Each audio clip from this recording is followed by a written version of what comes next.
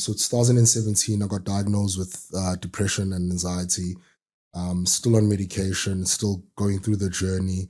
And and you get to very dark spaces, you know what I mean? Where, as I said, there's these conversations that we're not really proud about having because we feel as if it's going to take away from the authenticity of who you are. But sometimes you sit back and you just have suicidal thoughts where you're like, yo, dude, this is tough. I can't do this anymore. I'm out. You know what I mean? But you fight, you keep fighting, you keep showing up, for yourself, you're showing up for the people that you love, and you're fighting also an invisible thing, you know what I mean? Because unlike flu, which I currently have, I know what to do. I know to go to the doctor, get an antibiotic, and you feel the cough, there's the symptoms. But then when it comes to the depression side of things, there's no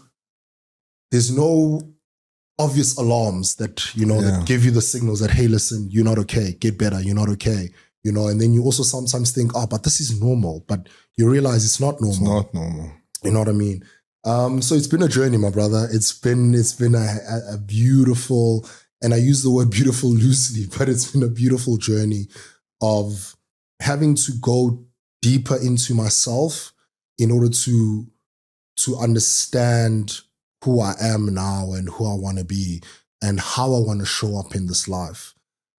So it's been a journey. And I was going to say, it actually sounds like you've taken the positives out of.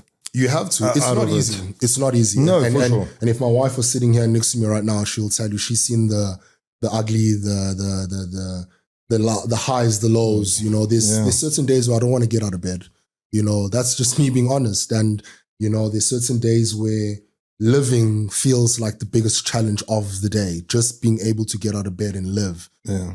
But you fight, you get out of bed, you fight, and you keep pushing. You try each and every day to show up with a fresh set and a mentality of saying, this is what I have to do. You know what I mean? Like, again, I'll reference David Goggins. He normally says that courage is not the absence of fear, but it's doing stuff in the presence of it.